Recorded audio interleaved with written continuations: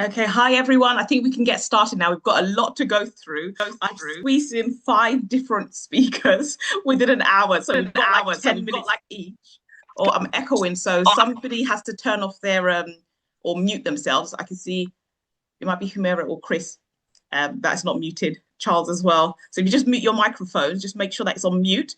Otherwise, I get the echo and the interference. So I'm Dr. Linda. Thank you for coming. This is if you're looking for how to start your private clinic in a week and how to get your first five patients, you are in the right place. So I'm going to kick off very quickly. I talk quite fast and I get quite breathless, but I know I'm going to actually have a break because then other people are going to jump in. I'm going to share my screen now. And yeah, I'll share my screen. I think it might be best that we keep questions to after the presenter has finished presenting. So each presentation is about 5 or 10 minutes, and then you can actually ask questions at the end of their presentations rather than keep it right to the end because we've got one a presenter that's going to be jumping off after they presented. So let me kick off, and then you can keep questions to the end of their presentation rather than right at the end. Otherwise, you can forget. I put this kind of slide up because I saw it on LinkedIn, and this is all about entrepreneurship. Building your private practice. Just building something for yourself. And it says the richest people in the world are 75% of them are entrepreneurs, 15% investors, 0% employees. Okay. So it's just really important to understand that. And it's not all about just stockpiling money. When you have, money and your finances, then that equals freedom, that equals choice. And I think that's what equals happiness. I talk to GPs all day, every day, and actually they feel really burnt out and really stuck. There's GPs that are on 100,000 plus, and they're saying, I just can't afford my gym membership. I just can't afford this type of car. And it just sounds ludicrous in this day and age that someone can be on six figures and they just feel stuck and they just have no freedom, no choice, and it impacts their sort of mental health and their happiness. So this is all about entrepreneurship and building something for yourself for the future. So yes, so we are ThankStock. So we help GPs launch private services, and GPs tend to get stuck with getting the first five patients, and this is what this is all about. And that's why actually I thought it was really important to get the expert leaders or the key opinion leaders in this industry in terms of marketing, advertising, just so they can tell you what works for them or what works in general. So in terms of the agenda, yeah, we've got quite a bit to squeeze through. So I'm just going to do a quick 10 minutes and then I'm going to keep quiet and then let everybody else present. We've got, so I'm going to just basically talk about how to offer private services in a week, how to get up and running within a week. So it's not that sort of long, cumbersome journey that all of you are worried about. It's actually pretty simple on our platform. We have Dr. Julia, who's going to talk about why content creation is key in getting your first patients. We have Chuck, who is our CTO. So he basically is our chief, he's our tech partner. So we're the people that we lean on Chuck a lot, whether it's for websites, whether it's for ads, anything tech related. Chuck is the person to go to. We have Dr. Sammy, who also is part of our cohort. I think he's part of cohort 3. Who actually, Dr. Sam is really interesting because he managed to conquer TikTok and conquer the TikTok algorithm, and he got sort of 50,000 followers in 6 months. So whatever he's doing is working. So he's going to talk to you about how to do the same, and he's got a special offer within this webinar. We've got Dr. Courts, who is, I think, cohort 2, get mixed up with all the doctors, and he done so well. He got 40 patients in his first month, and he's going to talk to you about the technique that he used. He's also got an offer. And we've got Dr. Tiernan, who is focused on Google PPC and why it's essential for your first patients. So let me kick off. I'm going to keep looking at the clock because I just need to stick to time. I'm always going up over time. So who are we? So ThankStock is the only digital and physical doctor on demand service in the UK. We also support GPs in offering their private services. So in order to start up, so we really want to empower GPs to work flexibly and be valued. We want to create the largest network of private primary care specialists. So that's really what we're working on. We haven't been around for that long. We got our CQC approval in August last year. And we started onboarding the doctors from October. So we're barely we're barely 6 months. So we're really going for it, and it's really been received really well. And the doctors that have onboarded have done really well as well. So we're just trying to build the largest network of primary care specialists. So a little bit about me. This slide is very busy, and that just basically demonstrates what's going on in my head. My head actually looks like this slide. I'm literally all over the place all the time. But I'm a GP in London. I've been a locum GP since I qualified in 2017. And since then, well, even before that, I've been doing lots of different things. So my motto is fail fast and fail forward. That's the only way you will learn, and that's the only way you will grow. So, you know, I've made loads of mistakes, and you can just see here listed down below some of my endeavors. And I feel like every time you start something, you always learn from it. It's never a waste of time. There's always something that you take away from it, and then you just iterate and get better and better. And every and every sort of experience I've had has led me to where I am today. So even something very random, like, so you can see me sort of doing bachata. So I used to do it's almost like salsa dancing. I used to do performances around London, and that actually just helped me with my like public speaking and presentation skills. It's really random, and you feel like it's a bit disjointed, but I promise you, everything you do actually all aligns and all comes in. So I've done BAME Skincare. So BAME Skincare was a clinic treating skin of color, and I was in Harley Street. So I was doing more aesthetics for about 4 or 5 years. I've done courses. So I had the first course for skin of color, how to do chemical peels in skin of color, and teaching people how to treat darker skin tones. I've had a charity website, skin care website, loads of different things. I've been involved in clinical trials, Amazon, Groupon, Instagram, TikTok. So I just wanted to kind of just give you a feeling of who I am and also what I do. And actually everything that you do, whether it's in your private life, your professional life, all actually makes you individually successful in terms of what you want to open and what you want to give out and start.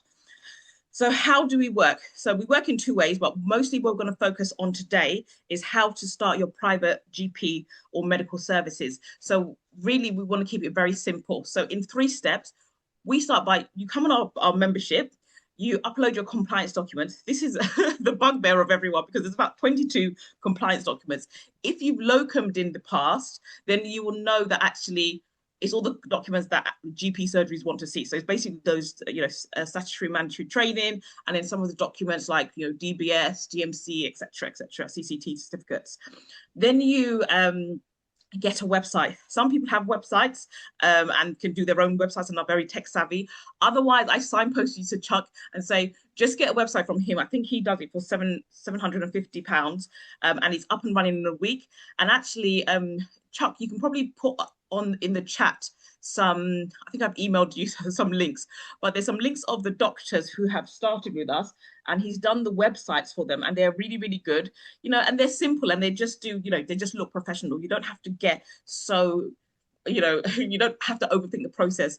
And I think this is where some people get stuck, even with a website, but they say, oh, my friend's going to do it, and 3 months later it's not done. Or, oh, maybe I'll vibe code, and really you're not sure what you're doing. So I think always stick to the professionals, people that have been there, done that, because actually it just saves you the hassle and they just do it properly. And I've gone through with all the businesses.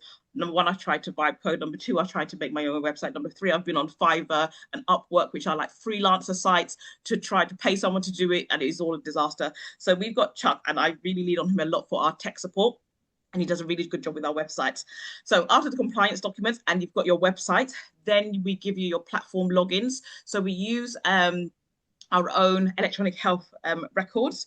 We use an e-prescribing platform called Quincy Health. We signpost, or we outsource to Randox Health for our blood tests and pathology, Vista Health for our scanning, and we have a policy portal where everybody can actually see what our policies are, because we need oversight, because everybody's basically on our platform. We just want to make sure that everyone's on the same page in terms of policy. So if you have an issue in terms of safeguarding, you can look on our policy portal, and then you can actually see what our safeguarding policy is, and that's for everything, for price lists, etc. So why are we doing this? Okay, GPs are getting squeezed and patient demand is increasing. Okay. And you probably know better than me because I think my last shift was in October. I've been doing this full time since October. So you guys, you're, at the front line day in, day out. You know what's happening in general practice, but basically there are changes in the NHS contracts. You can write in the box. I can actually, do I have? Yeah, I can probably see it actually when it's come up, or you can just shout out if you have any examples or what's been happening. Changes in NHS contracts, funding cuts year after year, pay cuts. I thought this was just very strange because even when I locumed as a GP when I first started, the sessional rate was around £90 an hour. Now it's probably even lower, £85 an hour or 90. And that's like 10 years. So can you imagine being in a job where you don't get a pay rise for like 10 years? I think it's a bit insane. Anyway, complexity has increased. A lot of my GP friends have mentioned to me, because there's this sort of triage and you're triaging to different like allied healthcare professionals, by the time the patient comes to you, they're so complex because all of the easy or the standard things have been taken away by everybody else, and you're left with this really complex patient that you have to sort out in 10 minutes. And actually that is what is causing burnout, because sometimes you need this sort of straightforward bread and butter GP patients, UTI, etc., because you just need a breather. 10 minutes is just not enough time to sort anybody out, let alone people with comorbidities and a lot of clinical complexity. And patient backlog, the patient comes in and they're like, the reason why they have a list of things that they want to discuss is because they just can't get a GP appointment for 3 weeks, and they think, actually, let me just discuss all of my problems. Sorry, I think somebody's off mute, so if you just mute yourself, let me just discuss all of my problems in one go. So this is, this presentation is quite long, but I'm going to just whiz through through these headlines, but just for you to get a flavour of what's happening in general practice. So that actually advice and guidance referral rules came in from this month, April. So now GPs, rather than referring to primary care, most of the time they have to go through this sort of advice and guidance, and get advice and guidance from the secondary care consultants, and it's just basically back and forth, or what should I do here, and you'll try this, etc. It's just not going to make any sense, because sometimes the consultants have no idea what we do, and we just sort of refer them to the patients once we've reached our limit. So patients are going to just be going round in circles. So we'll see how it plays out. This is month one, but you can see that actually is going to just cause more friction, and then patients will be wanting to book elsewhere. Online access is now mandatory. Was that from October?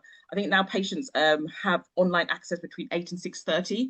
So they could be anything coming in through the sort of triage system and the e-consult system. So even that again is putting pressure on GPs and actually causing patients to get more and more frustrated with the system. This was, I think, BBC News article. It says, I've given up trying. Is getting a GP to see. No, is it getting harder to see a GP? So this is about a chap who was having like worse and worse symptoms, and then he was trying to get through to his GP. He just kept, he kept missing the 8 o'clock sort of rush. I'll try again tomorrow, and then instead he went private and was diagnosed with cancer. So you can see actually people are getting really frustrated with the system, and therefore they're turning to private healthcare. Again, some more slides on lots of experienced GPs are leaving the NHS. A lot of people are thinking, okay, let me just try private. If not, I'm going to go to Australia, Canada, X location. So, it's quite sad actually, because of GPs are being squeezed, and because there is just so much burnout within general practice. A lot of the really experienced GPs are leaving. This is Rishi Sunak, who was saying that there was an article about how some rural GP practices are closing down, and they're thinking, oh, why can't we get GPs to work in these practices? I think he should work there for a day, and then he'll see actually the pressures that we're under. NHS survival, NHS patients face worse survival rates than other nations. And I think this is just linked to accessibility, like the story from the last page. If you can't get in, then you're not going to be seen, you're not going to be assessed, you're not going to be diagnosed. So it's less to do with like sort of diagnostics and the technology that we have, but it's actually more to do with patient accessibility.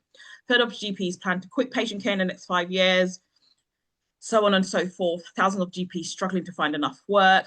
This was an interesting slide because it shows that the direct patient care roles. So you can see the number of GPs in general, but then you've got more types of allied healthcare professionals working in general practice, and that's increased up to 400% in 2026.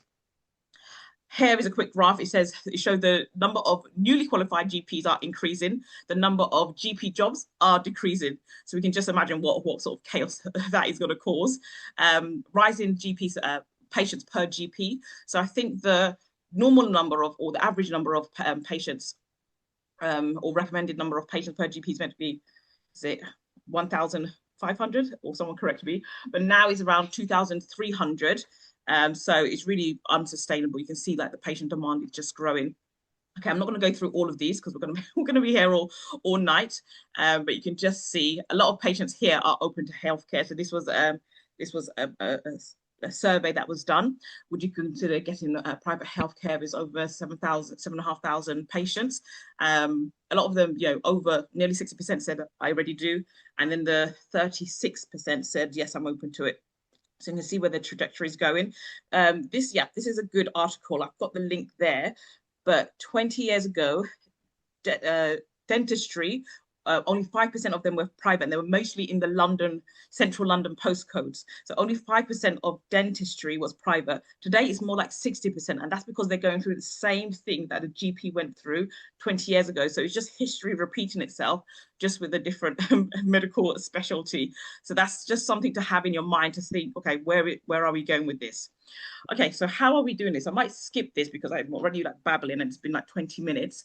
But in general, we have, I did my CQC interview, and this lady that was interviewing me said, 30 years, this is the only company that she's interviewed that is like this. So we're the only company that can do this, and it's always good when you see other companies offering it. It's always good to do your due diligence. And the reason why we can do this is because, number one, we have overall governance. So everything goes through our platform, all the patient bookings, or the finances, pathology scripts, everything. So we have oversight of everything.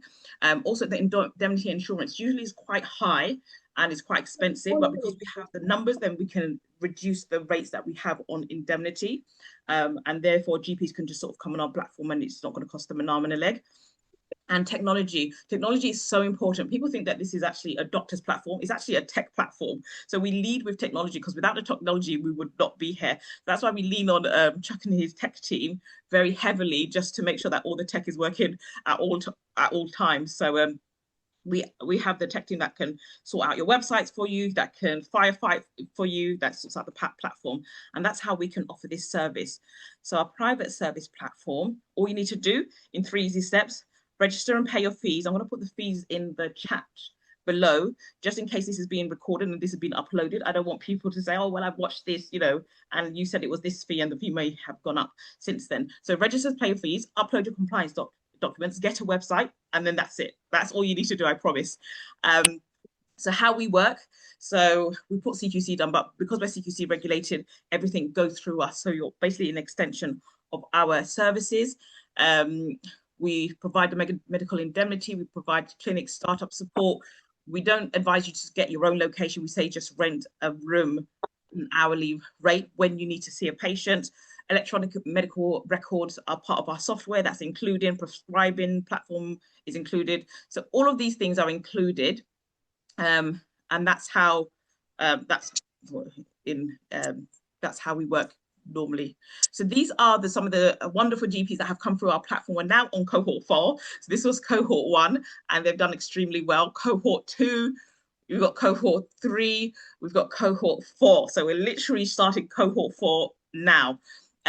So in terms of when you're thinking about starting your own private practice, I always say, especially when I've done different businesses, you don't want to have a lot of overheads. You always want to pilot something and test something at the lowest overheads possible. If you're going to do a healthcare company, it actually costs quite a lot. For example, CQC registration fees, the fees are on the website, but it can be around 2,500, 3,000, depending on what you're doing. Compliance setup, usually people go with consultants. Again, they're charging around the same price, so £2,000 to £5,000. premises, rent, medical equipment, etc., etc., etc. So the total cost usually is about 15 to 30,000. Someone told me actually recently they've just opened their menopause clinic and it cost 60,000. They had a physical premises, so they had to refurbish it. But we do it for a much, much, much lower monthly cost.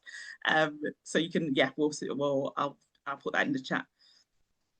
So what will stop you? Oh, we're getting towards the end. What will stop you? Okay, so this logo, well, everyone knows this logo. This logo is known worldwide, but what is actually the slogan behind this logo? Right, just type in the comment box. So the things that stop you, asking 101 question, it means that you're not ready. It means that there's some sort of hesitation. So asking 101 questions, sometimes you are procrastinating, sometimes you're hesitating, sometimes you're just not sure. So that's what we see. So when we've kind of gone through these cohorts, we're like, these are the people that don't do as well because, you know, these are what's happening. Collecting certificates. People are saying, I want to do this diploma, I want to do this certificate, etc., etc. Sometimes it's not about how many certificates and accolades you have. It's about just going for it and just doing it. Again, patients sometimes don't even really know the difference between what kind of qualifications that you have. As long as you're like a registered doctor, they're like, oh, you know, everything else is really a bonus, that they don't really know what you go through to get your extra certificates. Anyway, hiding. Some people say, oh, you know, don't put me on your Instagram, don't put me on your LinkedIn, don't put me on your TikTok. How are people going to know about you if they can't see you and they can't find you? All of you guys are here because actually I've made myself seen and heard. It's not really normal for my, you know, it's not my real character to be like, you know, all over the place and, you know, posting everywhere, here, there, and everywhere. In fact, actually, I feel like I'm a behind the scenes type of person, but if I'm trying to grow a business, I need to be seen. So people that hide, they'll never get seen and they'll never get booked. People that are too busy. So there's some people that are doing loads of sessions and then they've got like, you know, their kids are doing this thing and they're sorting out the husband and they, you know, people, I put busy in quotation because if something is a priority, you'll find the time to do it. So people that are too busy will do everything but what they need to do. So that type of person tends to struggle on this platform because this platform is just like, just go for it. You've got 6 months. Yes, you can renew it, but you want to prove to yourself that you can do it within that 6 months or even make a start. Lack of investment. Sometimes there is, how do I say this diplomatically? The expectation can be a little bit, I don't know, unrealistic expectations, can I say?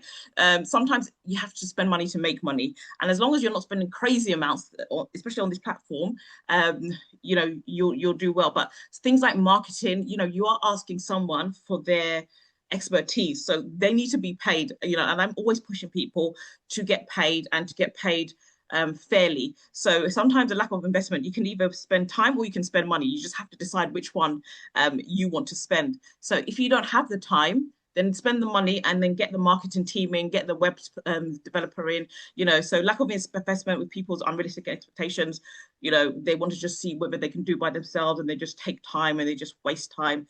Those type of people don't do very well. No clear plan in terms of marketing.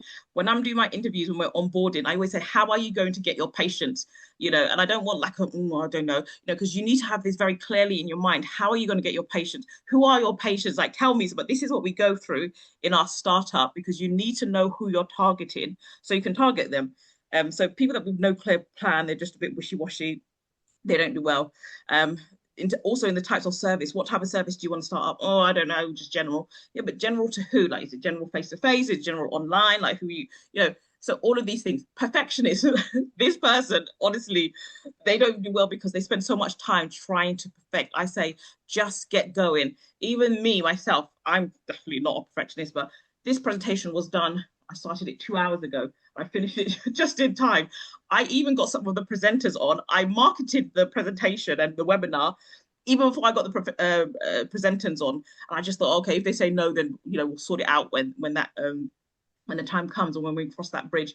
So people that are perfectionists that want to make sure everything is perfect before they launch, it's not going to work. You just have to launch, and you just, you know, if you're starting to walk, like when as GPs when we're doing PEDS or whatever, you know, you have to learn how to roll first, how to bum shuffle, how to crawl, how to stand, how to cruise, then how to walk. You don't just go from 0 to 100. You literally have to just start and learn from your mistakes and take it from there. So the perfectionists, they don't do well. I'm not sure whether anyone wrote in the chat, but this is just do it. Nike. This is like just get on with it, just do it.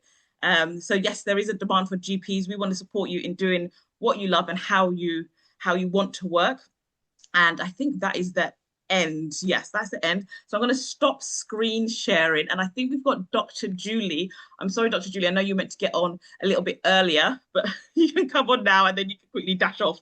I did take a little bit more, take a little bit longer. So you can share your screen with us, Dr. Julie. Just introduce yourself and you can go for it. Hi, my heart is racing. Oh my gosh, this is my first time doing this. You Hi, do really well. Well done. okay, so because I've got to go, I'll do some housekeeping first and just put some links in the chat. So, um, okay. All right, so this link will take you to everything that's I'm going to show now. So first of all, hi, my name is Julia. I'm a medical doctor. I graduated last year. I studied in Czech Republic. And I haven't been working since. So I'm on my gap year. So, but I've been creating content since I was 15 or 16 years old. I'm just going to share my screen because I went into my YouTube channel just to see when was the my first video on YouTube, and it was 2015. So I've been creating content since I was 15, and it's really, really helped me with public speaking and just speaking with people and helped my confidence. A lot of the things I've been doing on social media has just been documenting. It's just in the last year and a bit that I've taken it seriously. And so the first thing I want us to do is just think about the last time you booked something, maybe like for like a restaurant or clinic. Maybe you had some treatments done. If you use social media, the one thing everyone does, even me, I'm 25, so it's probably my age group do this more. Before you do anything, this day and age, people search clinics up. They search up like restaurants. They search up different like any if they're going to make a purchase, they're going to search people up on social media. And if your clinic comes up, or let's say I'm clinic B and your clinic A, if I'm not posting and I've been silent for 4 months, now it depends. If you are like someone that's got great content on there and great high quality content, you might still get the booking. But if you're active and you post educational content, it doesn't have to be daily, but you post educational content at least a couple times a week, you're more likely to gravitate towards this clinic that is posting regularly. So trust is built before the booking happens. And this is how you build the trust by showing up online and just being present online. The next slide is just a little bit about me. In the chats that I've dropped here, this entire presentation, you can download it here. It's the free playbook. You can go through all the slides and you can go through the slides as I'm talking right now. So your patients are already on Instagram and TikTok on social media. Your clinic is just not showing up. So what this means is a lot of people go through online. They are online looking for different things. I don't know if you've heard of Reddit, but Reddit is this platform. I'm sure you've heard of Reddit. Sorry, I'm a little bit nervous. So Reddit is a platform where people are really, really like honest about whatever like situation they're in, whatever transformation they're trying to go through. So when I'm creating content, I use Reddit and I use Answer the Public. And I'm not saying that you should go onto Reddit. I'm just saying that people are online asking questions. And the difference between whether you get a booking or someone else gets a booking is because they've like created content that answers the questions you're asking on these platforms. So social media is not optional. It's something that it's as you're checking off the list of everything you have to do, social media should be a part of it. And I think from the discovery calls I've had recently, what I'm finding out is that people have this mindset. They have this mindset that, oh, I have to go viral. I have to impress people. I have to only post when I'm inspired. You cannot do that. Your goal with social media is to be findable. Your goal is to speak to the right person. Your goal is to show up consistently, and your goal is to sound like a human being. So if you do these things, it doesn't have to be perfect. It just has to be as basic as possible, but also speak to the right person consistently over time. you're going to like, people will trust you more and therefore they will book you. Now, I cannot, like with social media and with social media management, which is mainly what I do, I can't promise that I'm going to get you a sale. What I can promise is that you're going to consistently post content and therefore build trust. The bookings that I've gotten, like one of my first couple of clients with social media management, they came in through my social media. When I was like, oh, I'm editing videos, I'm doing social media management, my first couple of clients came in through social media. I did not have a website that was impressive or even have one at all. So that all came in through social media. So the 4 pillars of content, like professional content for your clinic, you have to, well, you don't have to, but it would be nice if you did. So you have to, you have to do talking heads, you on camera. So me talking like this, that would be a talking head. So if we're on a phone right now and I'm recording and I'm talking, that this is a talking head. I'm talking to you about something. So if I'm talking about like Botox, I'm talking about I'm let's say, for example, I'm talking about sciatica, for example, this is a talking head in a video. And then treatment showcases, so showing what you have on offer and how it works. The patients, like sometimes people are anxious before they book appointments. It'll be nice, and it's also part of building trust where you show them, like you walk them through what happens before like the treatment happens. And then the next one is about behind the scenes. So just showing the human side of your clinic. So this could look like trend-led content. I'm not a huge fan of trend-led content for healthcare because sometimes it can take the mick a little bit, and you have to do it tastefully. So even with my social media marketing agency, when we are creating content, well, mainly my one of my employees creates the content for that. But when she creates it, I always tell her we have to do things tastefully. Like even though we're going to compare people's accounts, we can't compare people's accounts. It's just like this person has done it well and this person needs better improvement, for example. So you have to do the trend-led content more like tastefully if possible. And then for patient journeys, if you've got any proof, if you've got permission, first of all, and proof of what you've done and the outcomes you've had, one genuine like patient journey will basically outperform any week of generic AI content that's you've ever posted. So this.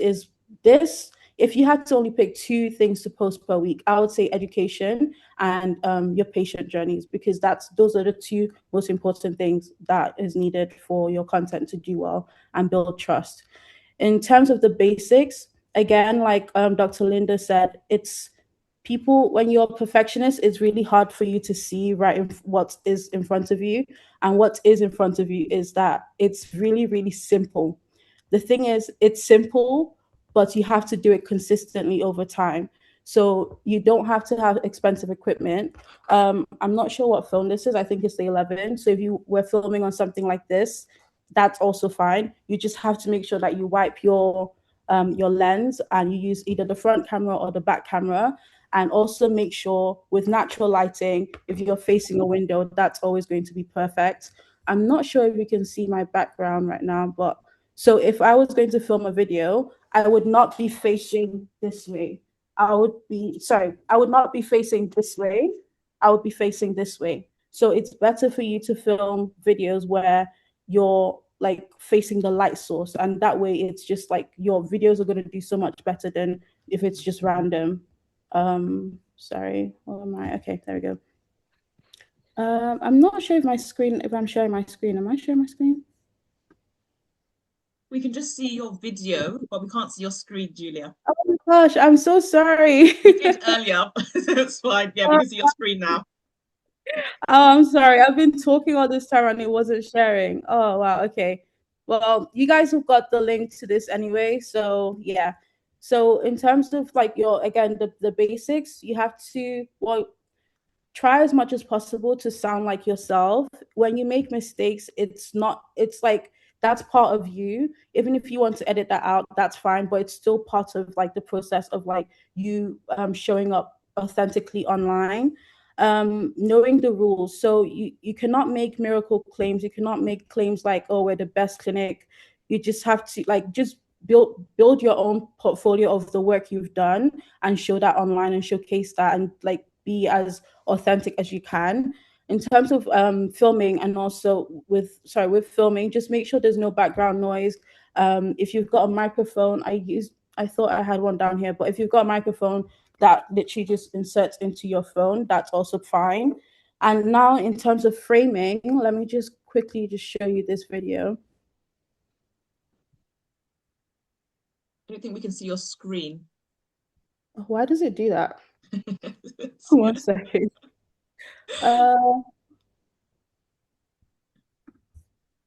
So every time I click a link, it seems that it just goes off. You might be Perhaps sharing. you're not sharing your screen. If you share your screen, then it might do. Yes, we can see it now. Yeah. All right. So this is how to frame yourself in a video. So this would be a talking head example, like what I mentioned earlier. You have to make sure that you're in the center of the video. The captions are, like she said, make sure that the captions are not at the top. I mean, some people, they do well. So the thing with social media is so hit and miss, but still the basics needs to be right. So like she said, make sure the title hook is here. It grabs people's attention. Your eye is about here, and also the captions are about here too. This links, if you have access to the link I put in the chat, you can find this link here. So every single hyperlinks that's on here, you can literally click on it and go to watch the video as an example of what I've said. So what is a talking head? So a talking head is another thing like this. So this is for my other venture. So this is a talking head. As you can see, I have no titles on here, but because I don't have titles on here, like I can't say that's why the video hasn't done well.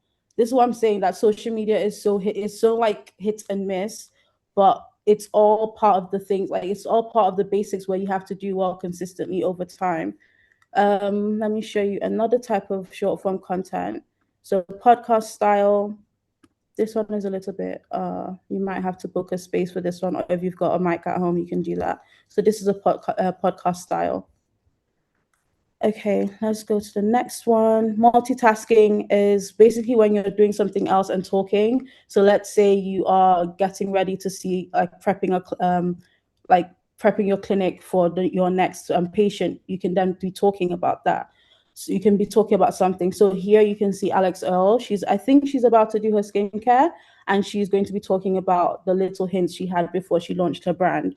So that's an example of multitasking. Now, carousel posts, I think we're all familiar with this. This is my social media business page, and we do a lot of carousel posts. So this would be a carousel post. Okay. All right, let me just go back. Transformation and reveal before and afters. Like what I mentioned, this is a before and after post. A voiceover. I think this might be my video actually. So voiceover is when you're doing something else. So I was doing, sorry, I was doing a girls event on Monday, and this is like a voiceover and also thingy post that I made for the events that I had. Let me see what else. So a personal reality show, it's like a fly on the wall. So when you're doing something else and you're recording, so right now, there's a fly on the wall right now because I'm filming on my other phone, and because this is my first like webinar thing, so it's like me documenting this. So this would be a fly on the wall, like what I'm doing right now and what Alex is doing right now. So that's another type of content you could do. So with fly on the wall for you guys, it could be like a fly on the wall whilst you're in a consultation, just showing what happens during a consultation. So maybe a good clickable moment for people, like a watchable moment that might go viral, is maybe you saying no to someone. It could just be like a family that's there and you're just telling them, no, I'm not going to give you more Botox because like I don't think you need it. And that's the type of content people like, when you're contrarian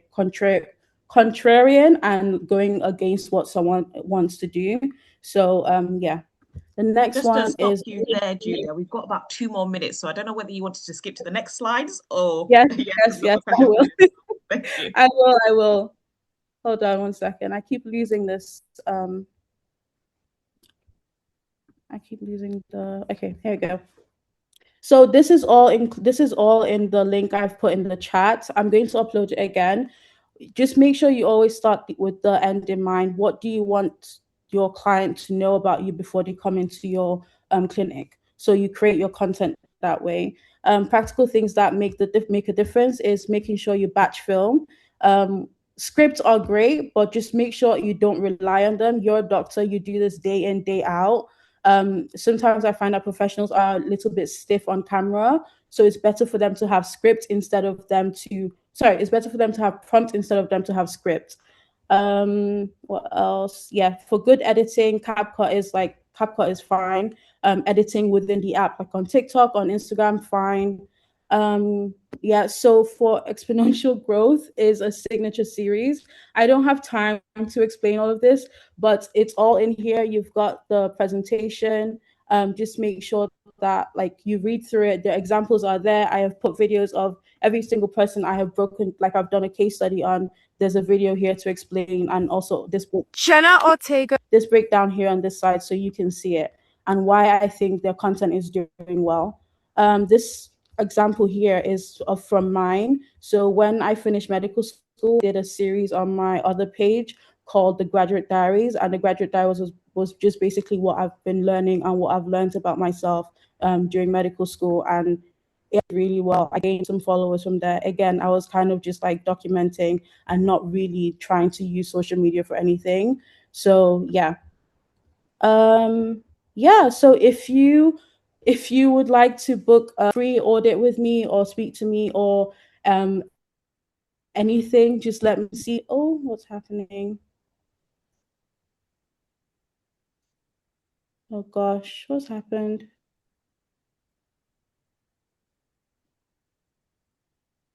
We can hear you. I think you've just frozen. All right.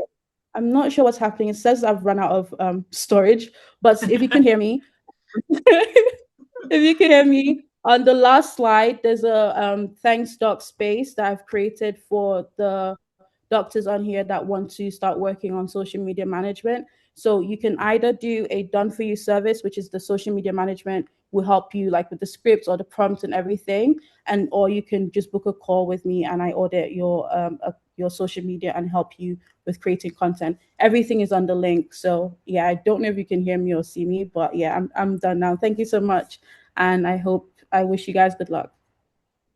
Thank you so much, Julia. That was really informative, and thank you for sharing the slides with us. I know that you are going to probably put the links in the chat box. So Dr. Julia is really good. I actually saw her on TikTok first. That's how we met. And what was good about that talk, it just shows actually she got her first clients without having any websites, without having anything, but just being on social media. So that's actually a trend that we're seeing quite a lot. Just having a social media platform will get you seen and will get you booked. So that was excellent. And also what Julia, she's very humble. I think most of the doctors here are very, very humble. They don't sell themselves. Like Dr. Julia is very good at storytelling. So her videos can be a little bit long, but actually I stay for the full video because she's so engaging.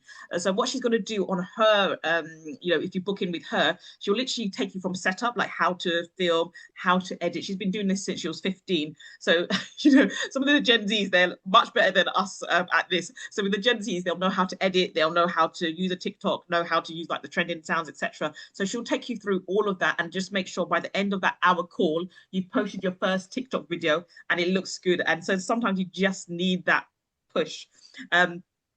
So you can stop sharing your PowerPoint. Maybe I don't know whether I can stop sharing it from here. Please take over for me because I don't know what's happening on my laptop. No worries. Tabs are open. Stop participant sharing. Or let me just take this, remove spotlight. Share settings. I think I'm just going to shut this all down and then join again. Okay, that makes sense, yeah, because I get stuck. So does anyone have any questions for Dr. Julia? I'm just going to have a look in the chat box. I think someone said what's Reddit? Okay, she's discussed what Reddit is. Oh gosh, where is the link? Someone's asked for a link, Dr. Julia, to your platform. I'm going to give a couple of links, but I know that I don't have all of them. I might do it a little bit later, but I know I have like even a couple of them. So I'm just going to put those links there. Okay. So next up we have, let me see whether I can just take off the share. So these are the links, whoops. And I will share my presentation. So who is next? Okay. We've got Chuck next, who's part of our tech team, and we always say this joke. And it's a tech joke. So he says, "Where do you hide a dead body? Put the answer in the comments." I'm actually intrigued to see these answers.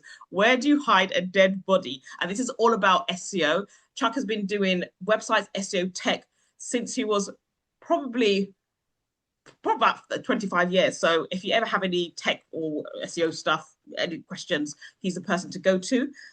So I'm going to stop sharing my screen, or he's going to come on and share his screen, and then we can get going with Chuck.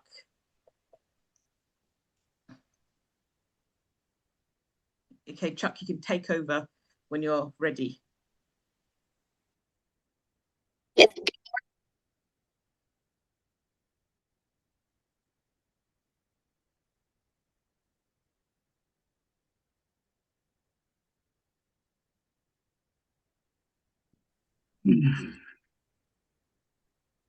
Sorry. Okay. Hello, everyone. Can you hear me? Yeah, so that's an echo. Oh. Okay, try again. Okay. Can everyone hear me? Okay, you are echoing. Yes. Okay. Someone said yes. Okay. All right. Good evening, everyone. Linda started the joke, so let me proceed. We have where do you hide a dead body? Can anyone just answer that?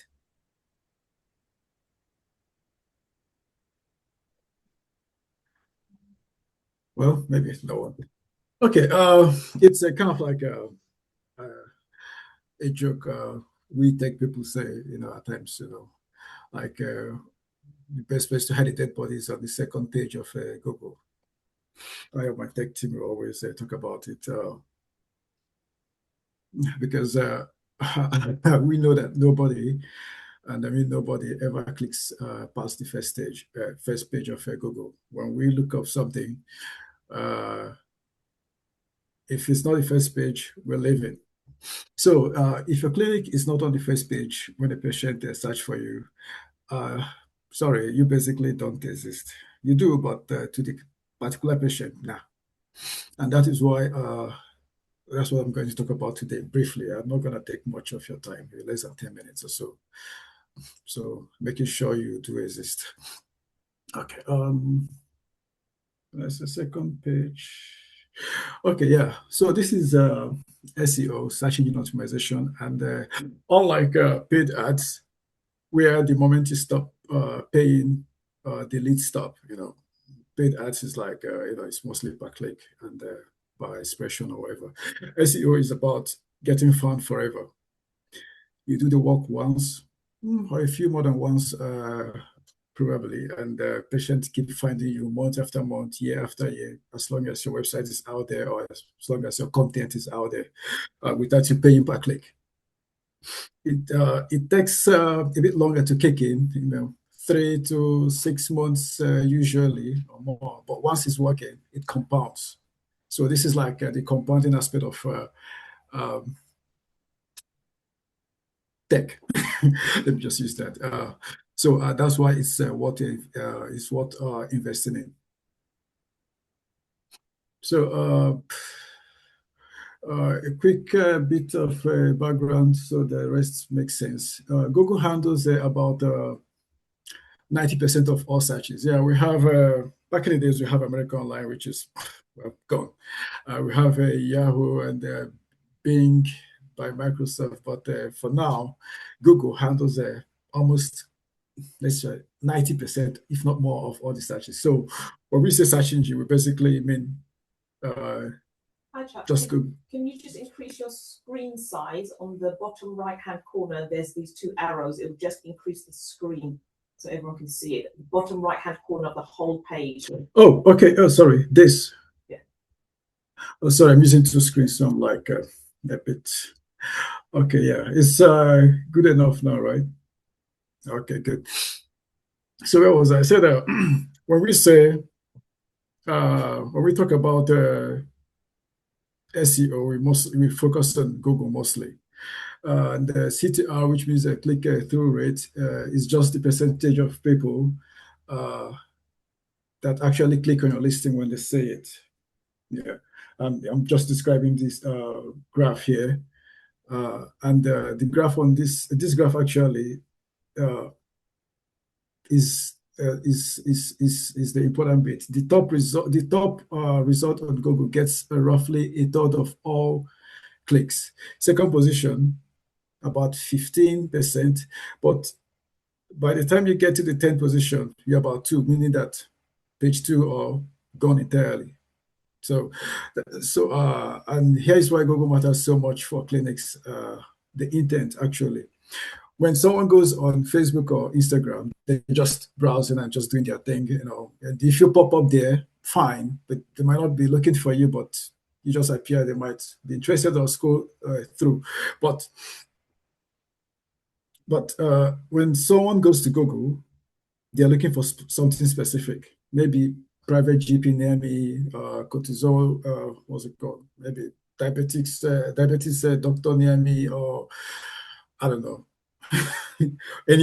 everything. So when people go to Google, they just look for you directly. So that's why you have to try your best to be on the front page. They're not just browsing; they're ready to book, and that's the actual patient you want. You don't want people that are just passing through. You just want people that really want to deal, want to convert, want to, let me use this stuff, want to pay you money to get your services. Yeah, so should I get to the second page? Sorry. The other slide. Okay, URL structure.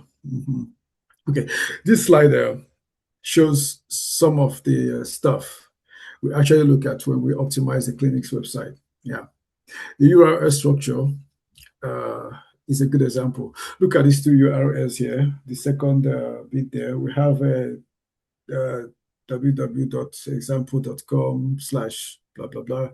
And then we have the other one that says, what is SEO?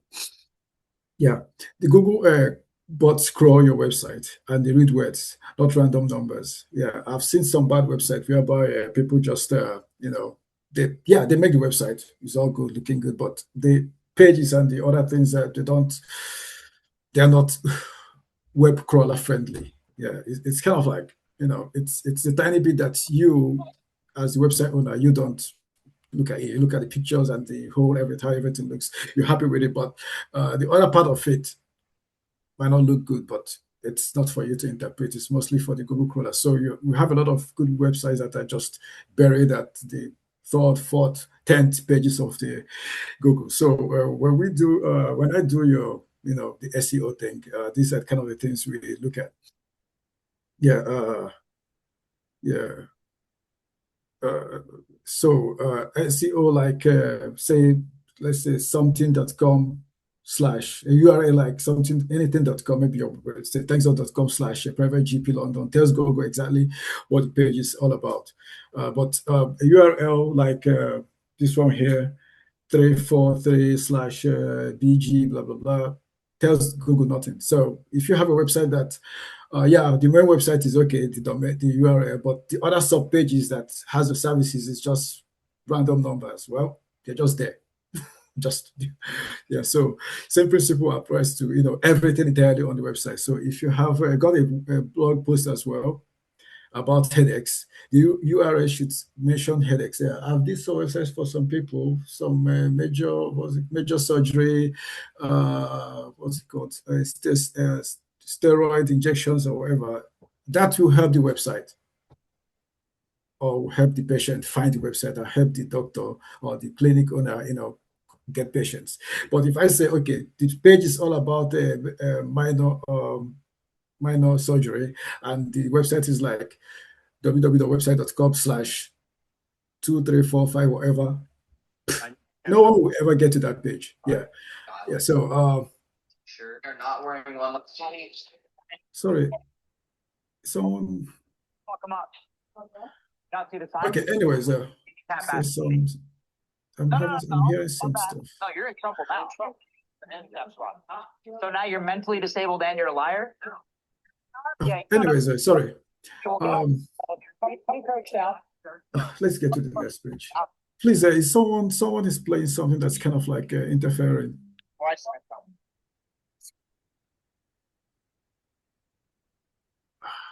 All right, so let's go to the next page. It's about the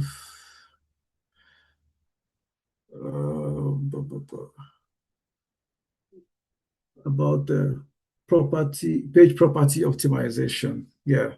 So this is another stuff about websites like people don't actually take note of. Sorry.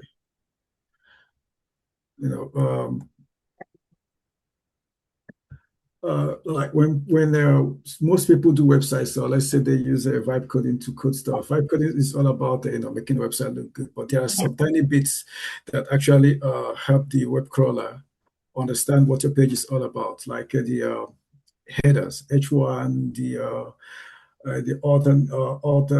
alternate text, the internal links. They are pointing out or pointing in, but this is so technical. I might not go into it in details. But these are the things we look out for and fix when we are fixing your page. We'll making your will I say your website SEO compliant and stuff. So let me go to the backlink. The other one is a bit technical, so I don't want to go into it much. I might explain it for 2 hours, and I will still get it down to. So let's go to the SEO backlinks and blogs. How those can help you. And it's kind of like the practical bit. How do we actually do this? For example, let's say you publish 2 SEO blogs a month. Answer patient questions. Don't write about what you think about they know. You have to go to somewhere that the patients actually talk. Julia mentioned Reddit, and through Reddit, there are patients actually post things they are concerned about. How do I get this done? How do I do this or that? And that way you can, understand what they are asking for, and then write a blog that can satisfy that or answer that. When they read it, and they'll be like, okay, this doctor talks good about this, and then they can come to you or go to your website, and then you have some consultation. So other ways you can do this is, apart from Reddit, you can go to Mumsnet, Patient UK, Facebook groups, TikTok lives. Like TikTok lives, I've been to one Dr. Sammy's TikTok live. He's all about ask a doctor page or something on TikTok. He's all about answering questions that people ask on the chat. And I believe that he has actually had some conversions, had some patients actually, reach out to him. He's part just of one quick announcement. So Mohammed, can you just mute yourself? I think it's giving some background noise. And also Chuck, you might just have another 2 minutes before we jump onto the next person. I'll try to find how to mute individual people when they walk in. Thank you. Okay, no worries. I'm almost done actually. So my point is kind of like when you about the backlink and backlinks and blog stuff. You can use the Reddit, Mumsnet, Patient UK, Facebook groups. When you talk about something there or answer some questions, you put a link to your website whereby patients that read it, they are okay with whatever you answer them, and they can click on your link to get to you. That's how you get them as patients. I give an example with Dr. Sami. He does TikTok lives, and then he just does exactly that. So Also, you can use location-based keywords like a private GP in London, private GP weight loss near me, or any other thing with the city while writing your blogs. So when the web crawler crawls your blogs, it will kind of like take note of the location and your answers. And then when someone search for it, it can scan, if not your website, it can scan your blog and present your blog to the patient, and the patient can read it and then go back there and go somewhere in the blog. Your link is there. Click a link to book a consultation and some other stuff. Yeah. Video SEO, well, that's you make a video, you put a link there and describe your video a bit so that the let's say if it's TikTok or Instagram, the algorithm can pick your what's it called? Can pick your text and get your content to your patients. So I'm almost done. These are kind of like where you can get your free book links. You can have write a blog on your website and then share them on these links here, and that is all. If you can do that, I can help you fix it. You can contact me via through Linda, or send me a WhatsApp on my number. So thank you. That's all. Sorry.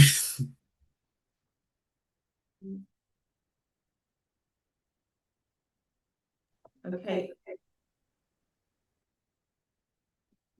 Thank you so much, Chuck. Thank you for that. That was really interesting, especially the first slide, which showed about 61% of clicks on Google are for the first 5 links, not even for the first page, for the first 5 links. So that's how important it is for SEO. And that you start to rank. And SEO, they say, it's forever free, because yes, of course, you can either do it yourself or pay to get it done, but you don't have to pay for ads in order to get seen. So it's almost like free advertising. And it's really important that actually you know what you're doing with SEO, because that's how Google will pick you up. So as Chuck mentioned, in terms of the URL links, how you name your videos, because when you even do Google image searches, you might search for, I don't know, cat in a hat. So if someone has named their video or their image cat in a hat, that's what will come up. So never just name your image the kind of generic term that it just saves as. Always make sure that you're naming your images, your videos, etc. So thank you so much, Chuck. And Chuck does the Facebook, Instagram ad, and also the SEO package as well. You can contact him through us. I think there's a Demo Sites website where you can contact him through WhatsApp. Otherwise, just give me a call, and his number was there, and he'll put some links in the chat box. But we're going to move on. We're going to move to I don't know who's next. I think it's Dr. Sammy. So Dr. Sammy is an absolute rock star on TikTok. He's joined our cohort. He's cohort 3, and he's really good at TikTok. I'll probably put his TikTok link in there. And I've told Dr. Sammy, actually, I do snoop and spy, and I think his last TikTok live had about 500 people on asking him questions. I don't know how he managed to deal with 500 people, but he does it well, and he does it in style. So Dr. Sammy, over to you. You can share your screen when you're ready, and yeah, we've got another 10 minutes. Thank you. I'll try and be less than 10 minutes if I can. Can you hear me? I'll just share my screen. Can you hear me okay? Yes. Right, how do I get it to I want the presentation. There's a share button at the bottom. It says participants chat, react, shares. Yeah, it's just not letting me share I'll just have to do entire screen. Okay, no problem. Yeah. Right, is that clear? Can everyone see that? Or can you see that, Linda? Yeah. Yeah. Yeah. All right, fantastic. Hello everyone. I'm Dr. Sammy Kader. I'm a GP with a special interest in lifestyle medicine. Just a kind of quick background. I graduated from Barts in 2015. I did my foundation training, GP training in West Yorkshire. I'm currently based in Manchester at the moment. And initially things were great for locum GPs. I was a full-time locum. I've always been a locum. Initially, things were great. I'd have a full diary, plenty of shifts. I could choose my hours. I could work weekends if I wanted to. But then things changed after, I think post-COVID, wasn't it, or kind of 2023 onwards. ARRS came in, and we were slowly getting replaced, as Linda mentioned. So I found that my shifts were being taken by AMPs and paramedics, and who are much cheaper. And this created this made me aware of a kind of more subtle problem, which is that I just had a single income. All my income was from my GP work. I had no personal brand, which meant that I was, there was lots of competition for shifts. So I found it hard to stand out from the other GPs, and it was a tough time, actually. So I thought I had some extra time on my hands. I thought, why don't I go into this whole social media thing? Everyone seems to be talking about TikTok and Instagram, and it's not something that came naturally to me. To be honest with you, I'm not really a social media person. I never was initially. I'm quite an introvert. I'm camera shy. I've got a slight stammer as well. So I'm the last person to want to start or even consider social media. But I felt forced to. As Julia said, actually, social media now, it's not even a choice. It's actually essential, I believe. So I totally agree with her that I think if you haven't got a social media now, it's going to be very hard to survive into the future. So initially, it went very poorly. I really struggled. I wasn't, I had very low views, and if anyone knows about TikTok, the way TikTok works is when you post, TikTok will put your post out to 200 viewers, to 200 people. If they engage with that post, so if they comment, if they like, if they share, if they watch the video, then it will put it out to 400 people, and then 1,000 people, and then it'll just go, viral from there. So I struggled initially. I didn't have any engagement. I wasn't gaining followers, and it was quite frustrating. And actually, I gave up. I just totally gave up. I thought, it's not for me. I'll just carry on with locum GP. But a few months later, I thought, look, let me try again. Let me see if I can do it again. And actually, this time I made sure to study and understand how these social media platforms work, how the algorithms worked. I made sure to study and follow all the top doctors in the field in social media. I would analyze their content. I would follow all the TikTok coaches. I would digest everything they were saying. I would read all articles about how to optimize content, and I would test this and create content based on this advice, and actually created almost a bit of a blueprint really on how to do this. And actually, it made a huge difference. In the following weeks, I gained lots more views on my videos. I think my highest video was 3.2 million views. And I didn't realize this, but TikTok actually pays you per views, and Instagram, I believe. They pay you based on your views. So, which is a great bonus, because that video earned me £700. So it's just an extra bonus really. And if you think about it, £700 for a 60-second video just talking into a camera is just incredible. But I think bigger than that is that, brands were reaching out to me, and this happened after about 30,000 followers. I was getting, brands emailing me, asking to partner with them. I was featured in national media, and I just gained so many followers. And I guess to give you a snapshot of what I learned is just that, it kind of came down to three main things. As Julia mentioned, the hook is very important. So a hook is essentially what you're saying in the first 2 or 3 seconds, which will hook the viewer onto the video and keep them engaged. So I learned how to optimize hooks. I learned about how to make your content engaging. So that means not speaking like a robot. And I struggled here because I've got a very boring voice, monotone voice, as I'm sure you've established by now. And also about how to post consistently, and what the optimum posting schedule is. And also I've had a few doctors who've asked me to analyze their content and look into their content and understand why their content isn't growing. And it boils down to 3 major mistakes. I would say a lot of them, they were too academic. They were almost lecturing, which you can't do on TikTok. People don't have that attention span on social media. Their hooks were poor, and they weren't engaged, and the doctors weren't engaging with the audience. So you have to be commenting, you have to be conversing, all the time. You can't just post and then go back to normal. So those are the three main mistakes. And actually, the whole experience, the whole learning curve, I learned so much about how to how to essentially market myself. This led to a lot more inquiries. I've had I get inquiries all the time, which I'm grateful for. I don't spend a penny on marketing at all. And essentially it just opened up more income streams. So TikTok, not only do they pay you for videos, but you can also get, like I said, brand deals as well, and then you can funnel people towards your website and your services. So that's why I kind of created this blueprint. I'm just to teach you guys how to do it, and it's something that I wish I'd had at the start, really, because I would have saved lots of time and heartache. So I've in the course, it's about what to post, how to structure your content, how to grow consistently, just a kind of a step-by-step blueprint on what to do. So as I said, I think social media is absolutely vital. It's essential if you want to open a private clinic, if you want to grow.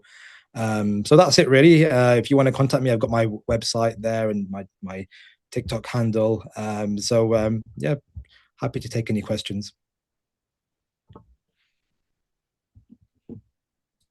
Thanks so much for that, Dr. Sami. That was really good, really insightful. If anyone has any questions, they can shout out. Otherwise, I'll try and go through the chat box. I think I've ignored a few questions. I'm just trying to get through everything. So as I mentioned, Dr. Sami is very humble. So he does his, just remind me, is it Sundays and Wednesdays you do your TikTok live sessions and you get a lot of usually. I struggle to stick to it, but I generally try my best. You attempt, and he gets up to sort of 500 people on a TikTok live asking questions, and because our platform is a booking platform, we can see actually people coming through and who's booking for Dr. Sami. So actually he gets a few of his patients through there, and he's doing really, really well. He's got a really good course. We've only got 5 spaces for his current course, and he's basically showing doctors how to launch their TikToks and how to do it properly, because some people think it's so easy, but it's actually like a science and an art to do it. And even I think I try to like outsource it to an 18-year-old Gen Zer, and she sort of made a pig's ear out of it. But I think some people, I've seen some of the doctors' TikToks, and it's like flogging a dead donkey. They're very consistent, but they're just not growing, and it's because they just haven't understood the algorithm. And Dr. Sami, when work was a bit quiet, he went in, he understood it, he tested it and tried it. So I always say, stand on the shoulders of giants. If someone's done it before and they're doing it well, then just copy what they're doing. He's giving you the blueprint.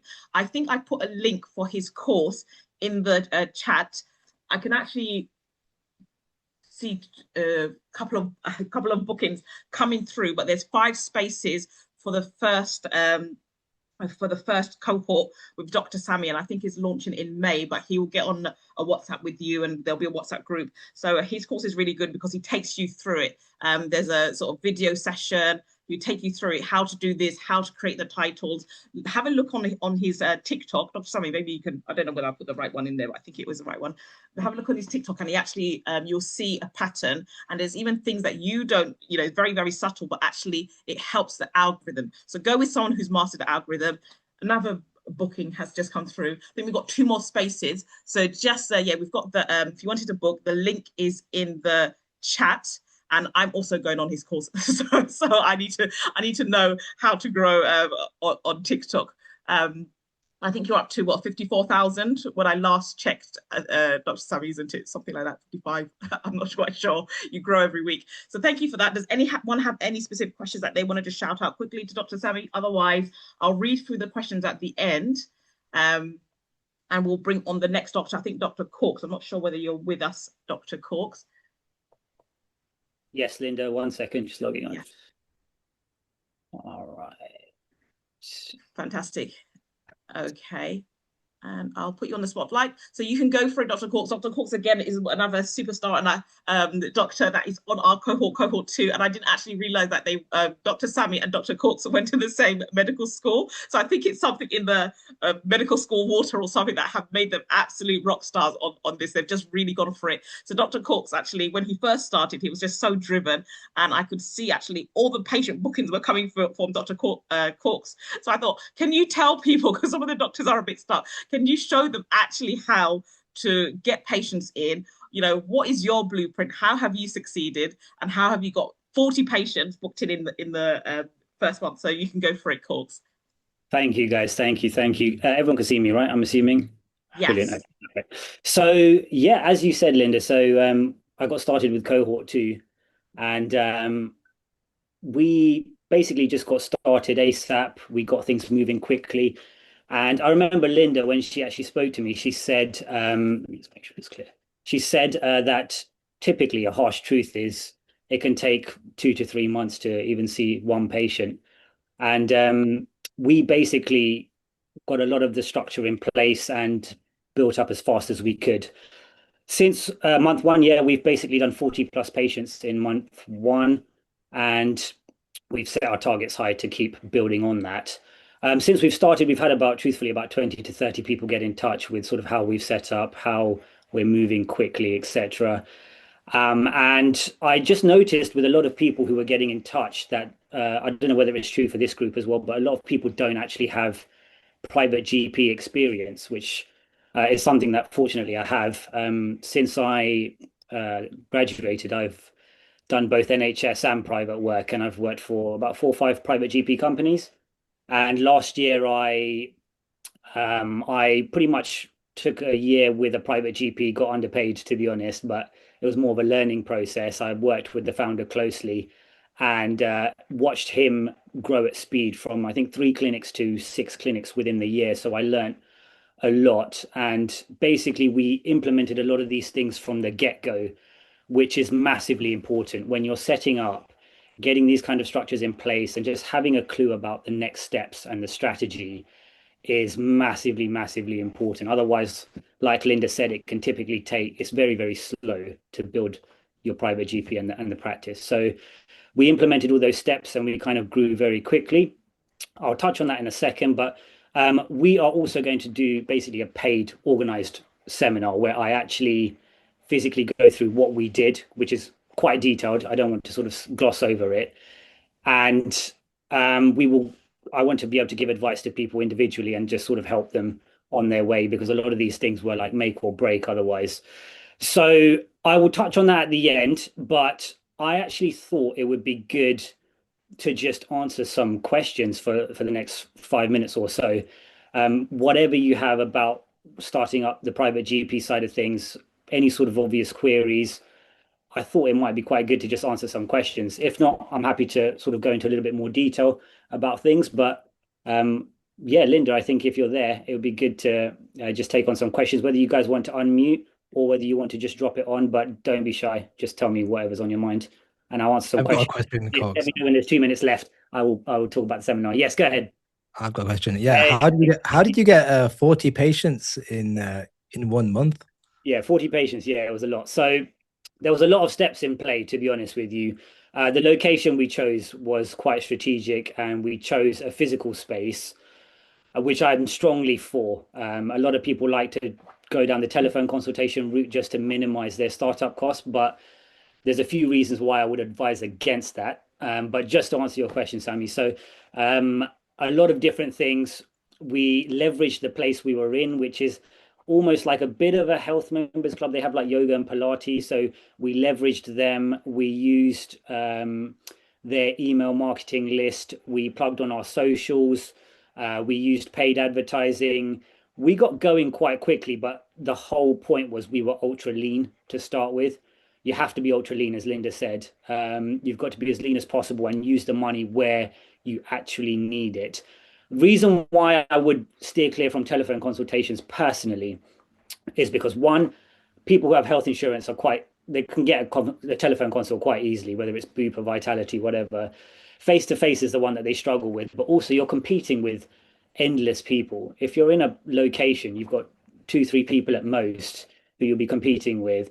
But when it's just telephone consultations, yes, you don't have the cost of like a rental premise, but you're competing with so many people, you won't even make it to page 20 on Google, to be honest with you, unless you're really putting in huge amounts of money. So I personally would advise against it, but it was a lot of different things that we put into play. But yeah, those are some of the things that we really kind of pushed, which I would definitely go into more detail at some point. Yeah. Any other questions? I think there's some questions coming in here. Online is flooded. Yeah, I completely agree. USP, there's no USP there. Do you think being in a business park office is a bad location? Not necessarily. I think location-wise is nice. I think it's more area dependent rather than your actual physical building. But no, I think if you can get started as low as possible, just a room that does the job, it's not the end of the world. I don't think you need to have any grand ideas of having a building that's your own private clinic set up with all the flashing sort of lights, bells, whistles. That is a heavy investment for getting started, which could probably break you, to be honest, unless you've got a huge amount of capital to go in. So no, getting a room and making sure you actually do the important steps to build up the marketing side of things, I think is way more important. So for sure. Does the room have to be CQC? Truthfully, no. I think as long as you're CQC registered, ideally it would be nice to kind of get it structured so that it is CQC registered, but a lot of these places won't be CQC registered. If they are doing any amendments, it might be worth you looking at the guidelines. For example, we knew about the kind of taps you have to get. They're really specific CQC stuff, like the kind of taps you have to get and stuff. So we kind of mentioned some of those things when they were setting up our room, and that can just help further down the line. But no, it doesn't have to be, no. Did you use Google Ads? Yes, we did. We did use Google Ads, worked with a Google Ads company. I can break that down in more detail on the seminar. But if you want to get patients in ASAP, so you've got patients who come in very quickly and then your long-term brand building and upselling and the rest of it. If you want to get in patients quickly, Google Ads, social media ads to some extent is a great way of getting people in ASAP. Google Ads in particular, because for same-day GP appointments, which are like your bread and butter, that's important. So from the get-go, yes, I'd say Google Ads is very good. Depends on your costs and your structure, but I think, yes, if you want patients in ASAP, Google Ads is very good. I've got quite a few questions there. Let me have a look. How much would be reasonable monthly spend on marketing? Varies on your situation, truthfully. Google Ads is not cheap. I'm going to give you guys a heads up. Social media ads is much cheaper, but for private GP appointments, it doesn't convert as well, social media ads. It's better if you're sort of trying to pitch blood tests, or like say you've got a great TikTok following. Even if you don't, you can just put a good video out and it can do quite well. But for same-day GP appointments, Google Ads converts much better. Typically, you need about £500 plus per month, but you can do it with about £400-500 to get going per month. Social media ads, you can start with way less, like £10 a day. £5-10 a day is enough to get you going with social media ads. What else do we have? Google Ads company. Yep. I'll put this into the link at some point. Linda can also help you with that. What else have we got here? Where did the majority of your patients come from? Mixed. Google, word of mouth is huge, by the way. But a lot of them we did leverage also the initial client base that they had, whether it be the Pilates people, whoever it was. We gave them sort of some of these complimentary roadmap sessions, which we then later upsold. So, for example, one patient who we saw there has got a health screen booked in at the end of the month, which we're charging $595 for. So you've got to find ways to upsell. If you think of private GP appointments as like your t-shirts, if you're a t-shirt brand, but you've got to be having the sweatshirts and the jackets to upsell and make some more money, really. So yes, mixture of where the patients come from, but you need to attack all angles really as best as you can. How you split your budget is very, very important. Do you think you need your own place to start? Linda, let me know if I'm overrunning. Do you think you need your own place to start? You don't need your own building. I would strongly advise against getting your own building and trying to fit out the whole place. You should not be doing that. You should be starting as lean as possible to save as much money as you can I will go through that in detail on the seminar, but very, very important to be as lean as possible and spend money initially just bringing in patients and getting your cash flow up. Otherwise, it's just going to fail from the start, to be honest. What else we got? Any other questions? Anyone want to unmute and let me know? Shout out any questions. Initial discount. Yeah. Do you have social media presence on Instagram and Facebook? Not a huge one, to be honest. I actually set up a separate Instagram page. We did you've got to leverage people. If you do collab posts, that already gets you loads of views. We did a collab post and it got us like 20k views and 200 people shared it around the location that we're in as well. So that's the beauty of it. You don't need amazing content, but like Dr. Sammy said, a good hook. My hook was literally the location. I literally just said the location, and it clearly worked. So no, you don't need a huge presence at all. And initial discounts can be a good shout, but you don't want to be the cheapest service. Do not make the mistake of just dropping your prices every day just because you're not getting patients. That is a bad call. Shall I leave it at that, Linda, or shall I go through some more? We could leave it at that, only because I know that Dr. Tiernan's waited patiently, and that was excellent. And that is typically what I mean, that people don't have to have perfection. Because Corks, I think I must have asked him 2 days ago, oh, do you mind doing this presentation? There's no PowerPoint presentation. He just spoke to you. And actually, this has been the most engaging because everyone's asking so many questions. So that's why I say you don't have to wait for perfection until you're ready to go. Perfection is a bad shout in this game, trust me. You want to be as lean as possible, but as I said, you want to spend the money where it's actually needed. So that guidance is going to be very important. Can I have 1 minute just to say what course-wise? I'm going to break this down basically exactly what we've done in detail. It's not something that I can gloss over quickly, which is why I didn't go into it in too much detail. But we'll break that down. 2 1-hour seminars. It's going to cost £250, which will basically be the price of you seeing 2 to 3 patients. And I've said that I'm only going to take 10 patients to Linda because 10 people, rather, not even patients, but 10 people, because I want to be able to actually give you proper advice and structure it so we're actually giving you very specific advice rather than making it very generic. So I'm going to just drop a payment link for the course, for the seminar, and my email address. And if you guys want to jump on, 10 people I'll take, and then we'll see how things go from there, and we'll take it forward. Fantastic. That was super. Thank you so much, Corks. That was really excellent. Thanks for your time. That's all right, my pleasure, guys. And you can stick around. There's still loads of questions, but we're going to go over them if you wait till the end after Dr. Tiernan. So I just want him to go for it because he is someone that I've been following on LinkedIn for a while now, and he creates very, very good content in terms of Google PPC and advertising your medical clinics in general. So I'll stop talking. Maybe we've saved the best for last. So maybe Dr. Tiernan, you could just take us through the A to Z of marketing and actually how to get patients using Google pay-per-click. It's a big one to follow. It's a big session to follow. That was super useful. I'm gonna follow up on a lot of what Corks has said there and agree with a lot of what he said as well. Let me make sure I share this properly. Can everyone see my screen okay? Yes, we can. Perfect.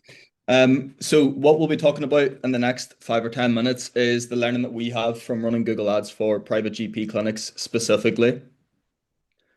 A bit of background on me. So qualified as a doctor last year from Plymouth Medical School. Built a healthcare marketing agency whilst I was at medical school, knowing that as soon as I graduated, I was going to go into doing this full time. So been doing this for about 6 years now, worked with over 50 different healthcare businesses, typically managed anywhere between 15 and 20 healthcare clients at one time, and we only work with healthcare. So that consists of private GP clinics, people just starting up, people who are a bit more established, as well as the Harley Street private clinics, private hospitals, and then companies like Medix Money, MoneyWise Doctor, QuesMed as well. We take care of their marketing too. So that's my background. So Google Ads can be the fastest way to get patients. I'm going to cover this in a kind of delicate way. Google Ads are not for everyone, and I'm going to run through why it might not be for you and why it might be for you, depending on your exact circumstance, because unlike some of the other things that have been spoken about today, Google Ads requires you to put money behind that marketing effort. So it needs to make sense for the situation that you're in. You need to understand that it's going to cost you money. and you need to be willing to put the money into the ads, as well as either spend the time teaching yourself how to do it or work with someone who understands managing ads in healthcare. The reason why it can be the best way to get ads is exactly what was just said, which is you get in front of people who are already searching for a private GP. So you're not trying to build a presence over time. You're not trying to build a brand. You should be doing that alongside. You're getting in front of the people who already are searching for a private GP near them, regardless of where they are. So long as you've got a clinic locally near them, you're essentially paying to play. So you can pay so that whenever someone searches for a private GP, for a private medical, for a travel clinic, you are the person who comes up top. And from the moment you turn those ads on, it does not take very long for you to be the person that comes up top. Obviously depending on the area that you're in. But the idea here is that you're capturing that high intent instead of capturing interest like you might on social media. But we'll talk a bit about how you need to be doing other things alongside Google Ads as well. Like I said, you have to pay money in order for Google Ads to work. I've got some cost breakdowns from some of our active clients as well, just to give you a bit of an oversight. So we're working with 5 different private GPs at the moment. I literally just reviewed this data today as part of the reports that we send across. Average cost per booked appointment across them was between 26 and 60. Again, it's going to depend on your costings, whether this makes sense for you, and the treatments themselves. Obviously, a 15-minute phone call is very different from a 30-minute in person, which is very different from a joint injection. Typical monthly spend across the clients that we're managing at the moment who are private GPs is between £400 and £700 per month on Google Ads. Again, quite different to some of the other private clinics that we're working with, private surgical clinics, where it's very high ticket, and we have clients who can spend over £10,000 per month on ads. You need to kind of sit down and work out what your return would need to be for Google Ads to make sense for you for this. And the weekly revenue that people are bringing in, so the people who are just starting, who are just using Google Ads and nothing else, can be bringing in, less than £1,000 per week, a few £100 per week, just as they're getting started. Those more established GP clinics that we work with who use Google Ads, alongside building a social media presence, alongside doing other things in person, as an example, can have weekly revenue of up to £5,000. And again, this is all live data from the GPs that we work with at the moment. This is data from reviewing today, basically, from different private GP clinics. There's a slight learning phase with Google Ads when you get set up. Social media ads, typically, just to give context, we do Meta ads and we do Google Ads. We typically don't recommend Meta ads for GPs. If you do Meta ads ever, you should expect to see results very quickly within the first couple of days. With Google Ads, you can start to see some results within a week or so, but typically with Google Ads, there's a bit more of a learning phase, and the results get better over time, especially across the first 2 to 3 months. I want to spend most time on this slide. You don't want to just run ads and assume that because you've turned the ad on, whether it's on social media, whether it's on Google or any other marketing input that you have, there's loads of factors that impact whether the ads will work or won't work, and these are some of them. So like what was just said, tight geographic targeting helps massively. If you have a local clinic in a specific area, you massively narrow down your competition to only being those people who are also in that specific area. If you try to do remote GP consultations or remote weight loss injections across the whole of the UK, you're not competing with Superdrug and Boots and anyone else who might be spending hundreds of thousands of pounds on Google Ads. Something else that we see makes a difference is good appointment availability, especially for those same-day GP style appointments. People trying to book an appointment at 1 a.m. want a GP appointment the next day. They don't want to have to wait until the weekend. So we see that help with the Google Ads as well. People who get back to inquiries very quickly. We do see people book appointments directly, but often, especially if people aren't using private healthcare frequently, they still want to make a phone call first and speak to a person. That's what we see across the clients that we have. Having multiple ways for people to get in contact with you. So maybe having WhatsApp on your website, having a chatbot on your website, having inquiry forms, and an email. So basically whatever way the patient might want to communicate with you, you being there and facilitating that for them. Having online booking set up helps a lot. And then, like I said, the clinics that we work with who are doing best, who are the largest clinics, always have multiple different kind of marketing streams that they're using. So they might have Google ads, which are capturing those very high intent people. They also have social media ads running in the background. They've got organic content. They also do in-person events and leaflet drops. So you need to think about this as if Google Ads is right for you, if you feel like you can capture the majority of these things that can make Google Ads work better, if you're happy to spend that money in order to capture the super high intent, and especially if you're working locally, those are all good indicators that you might want to consider using Google Ads. And it is a fairly complex decision as to whether you want to run Google Ads or Meta Ads or whatever it might be. Like I said, we've worked with coming up to probably 50 healthcare businesses. Either I've worked with them directly, or I've been consulting with them, or our agency has worked with them. So if you just want to have a very simple conversation and get a plain yes, you might want to consider Google Ads, or no, you shouldn't, feel free to book in a conversation with me. I'll just put my Calendly in the chat, and I'll answer any questions that anyone has now as well.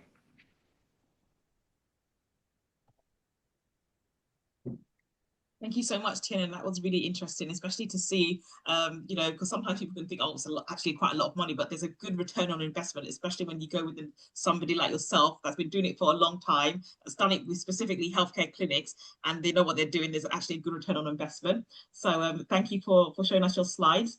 Let me just see if there's any questions. People can shout out. We're at the end now, so that's it. Surprised cost per lead. I'm not sure. You can expand on that. Is that a good surprise or a bad surprise? I'm not sure. I think it's a good cost per lead, especially if people are paying upwards of sort of £200 for the consultation, and then they don't usually just have one consultation. They tend to book other things like blood tests and MRI scans and whatever. So yeah, let me just have a look. And how do you collab posts? And that's Court's question. Okay, and I think that is it. And do you have, if you can just pop your LinkedIn in the, that's to all the presenters, LinkedIn in there, and also, you know, so they know how to contact you. That might be really useful. So thank you so much for everyone for sticking around. That was way over time. I'm always conscious of time, but that was way over, and I think it was basically because of me. I took half an hour in the beginning. So thanks so much, Tiernan, Corks, Sammy, Julia, Chucks, for joining us. I think I got everybody. I will go through the questions now. I have, you know, whilst I was off cam, I was asking sort of our legal team and also compliance team if we can post this on, I was going to say TikTok, not TikTok, if we can post this on YouTube. And as long as the presenters have no, they don't mind, then we can post it on YouTube, but it might be coming in next week or so. And there's nothing that was horrendous that was said. I think sometimes I have to just watch what I say and be very diplomatic, because some of our YouTube videos, people have had a few complaints, and that's why we're not sure sometimes. We have to wait till the end to just double check that that is all okay to post up. Okay, so let me just go through the questions. Are there any specific questions for Tiernan in terms of Google PPC, marketing? Otherwise, I'll start from the top and I'll whiz through, but you can get this on YouTube. I think we've got about, 44, 45 people still here, which is very impressive. I'm running on fumes, so I'm not sure how you guys are faring up. Okay, let me go through it. Okay, Albert, if you just mute your, I can mute you here. I can mute people. Thank you for that tip that told me how to mute people. That's really useful. Every day is a school day. So I can see, can you tell us about indemnity costs? So the indemnity cost is included in the membership price. So you don't have to pay separately for membership. Everything is included. You don't need your own patient record system. You don't need basically anything else. So you just pay the membership price for 6 months and everything is included in indemnity. We work with MDS. They were on our last webinar. So they indemnify all of our GPs. You get your own individual certificate. You also get the terms and conditions, so you know what you can do and what you can't, but you can basically do lots of things. And the MDS is specifically for GPs. I think they only insure GPs, so they know how we work, and they know, like, you know, so some of our GPs do ADHD clinics, menopause clinics, you know, longevity clinics, functional health clinics, so they know exactly how we work. They know what you're doing, and they're happy to indemnify. They're very flexible and they're very quick to get back to you if you have a question as well. How about initiative sales? That one's been mentioned. Do you have social media presence on Instagram and Facebook?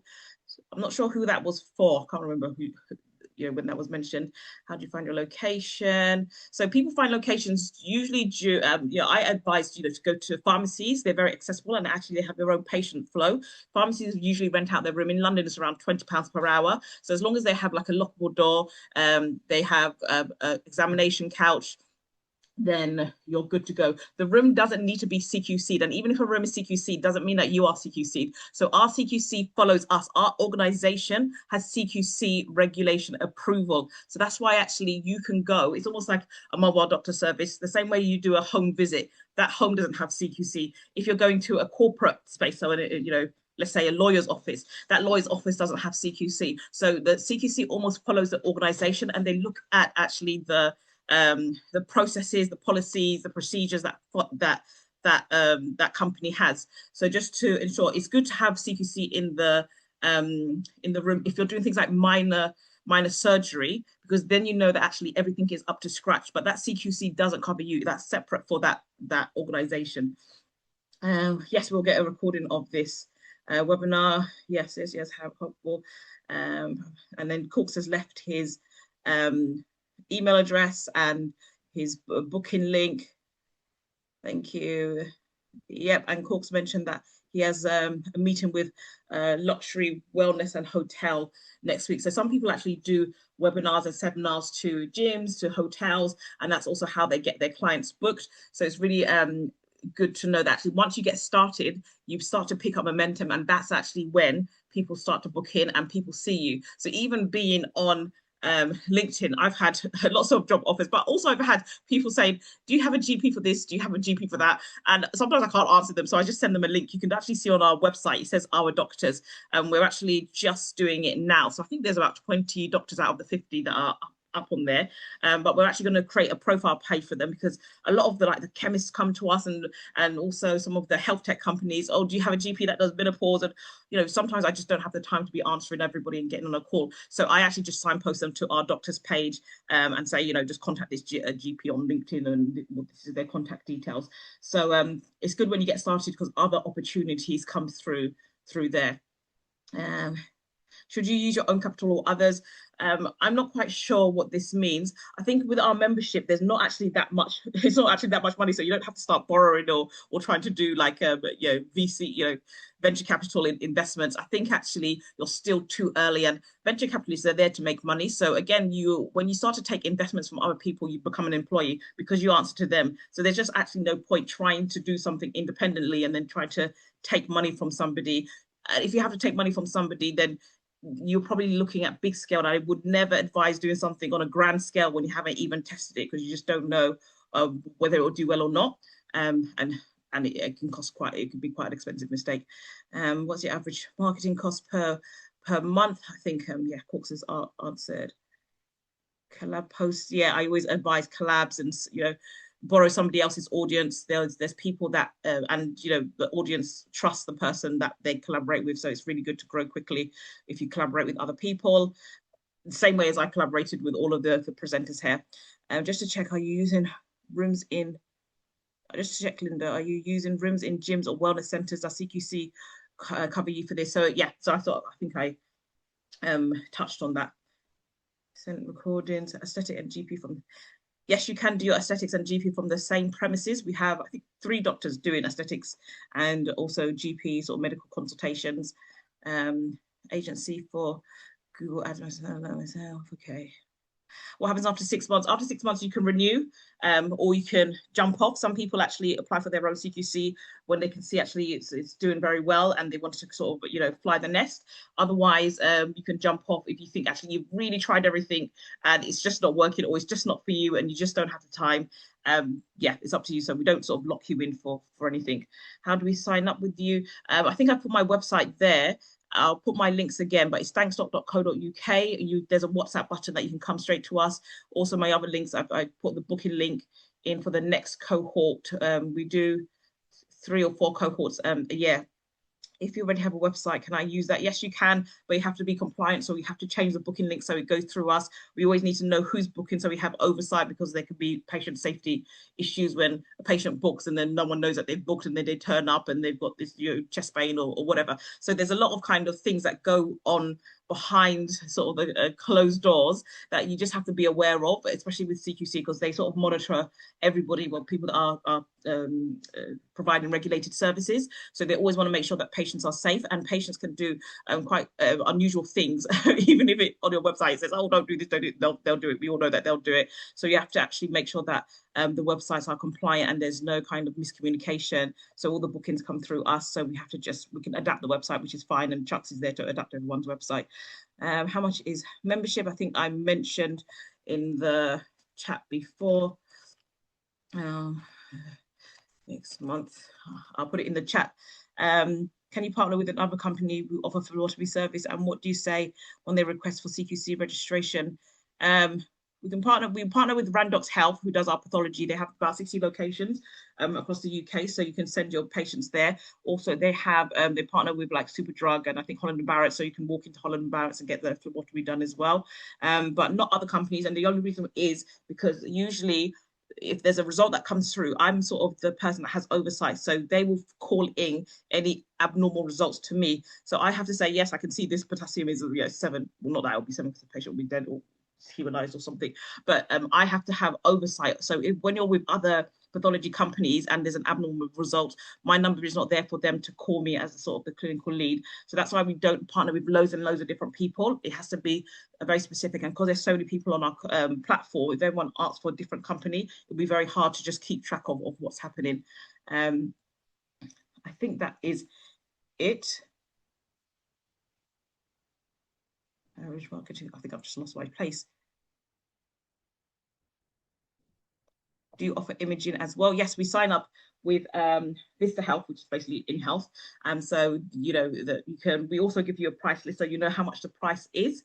For example, if it's an X-ray, £100, that's a flat charge. You know that you're charging your patient, I don't know, £200. So you're making a margin on that X-ray. So we do offer imaging, where our partners are Vista Health, and they have scanning centres throughout. So you literally just put in the patient's postcode and it'll come up with the nearest scanning center, and then you just advise the patient, okay, this is what you have to do. We've booked for you. The patient goes along and the scan gets done, and it also gets reported by Vista Health. So that's who we use.